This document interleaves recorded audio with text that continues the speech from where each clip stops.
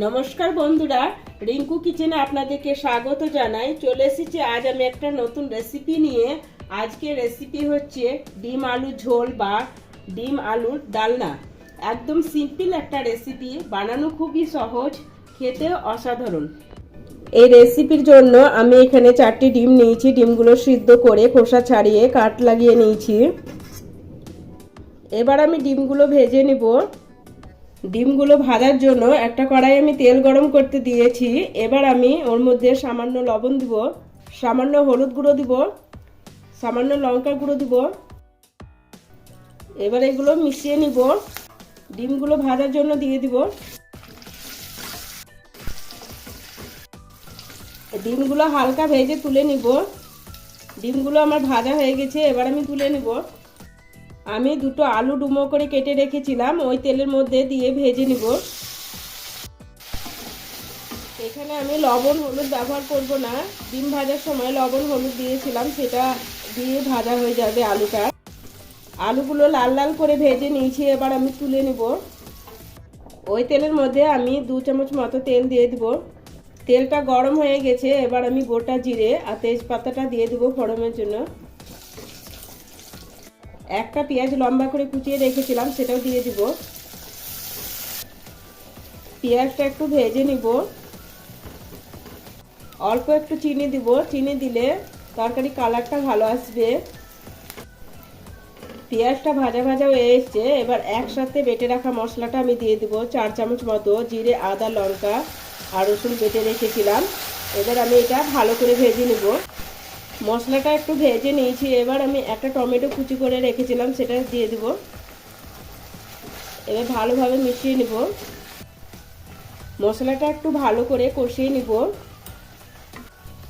মশলাটা আমি ভালোভাবে কষিয়ে নিয়েছি। মশলা থেকে কাঁচা গন্ধটা বেরিয়ে গেছে। এবার আমি এর মধ্যে কিছু গুঁড়ো মশলা অ্যাড করব।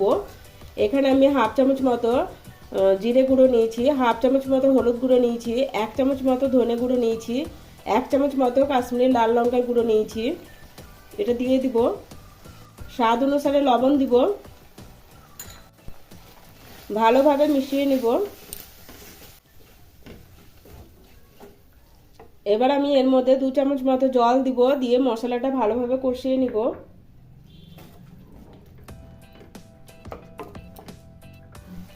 মশলা থেকে তেল ছেড়ে দিয়েছে, মানে মশলাটা ভালোভাবে কষানো হয়ে গেছে। আমি এখানে কাঁচা লঙ্কা ব্যবহার করেছি, ওই জন্য লঙ্কার গুঁড়ো দিইনি। আপনারা চাইলে লঙ্কার গুঁড়ো ব্যবহার করতে পারেন। আমি কালারের জন্য কাশ্মীরি লাল লঙ্কার গুঁড়ো ব্যবহার করেছি। এবার আমি আলুটা অ্যাড করে দিচ্ছি। আলুটা মশলার সাথে ভালোভাবে একটু কষিয়ে নিব।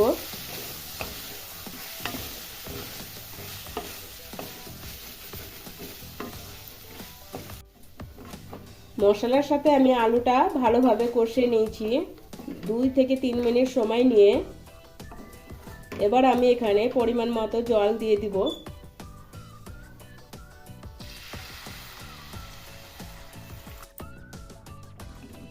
এবার আমি ভালোভাবে মিশিয়ে নিব।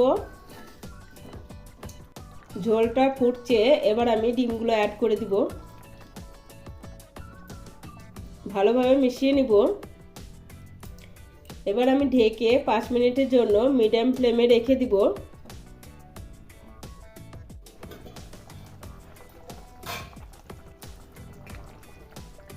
এবার আলুটা সিদ্ধ হয়েছে নাকি দেখে নিব।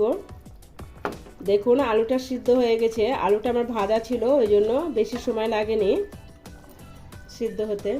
1 চামচ মতো গরম মশলা গুঁড়ো অ্যাড করে দিব। ধনেপাতা কুচি করে রেখেছিলাম, অ্যাড করে দিয়ে দিব। ডিম আলুর ঝোল পরিবেশনের জন্য রেডি হয়ে গেছে। ভিডিওটা ভালো লাগলে লাইক করবেন, বেশি বেশি করে শেয়ার করবেন। আমার চ্যানেলটা সাবস্ক্রাইব করা না থাকলে আমার চ্যানেলটা সাবস্ক্রাইব করার অনুরোধ রইল।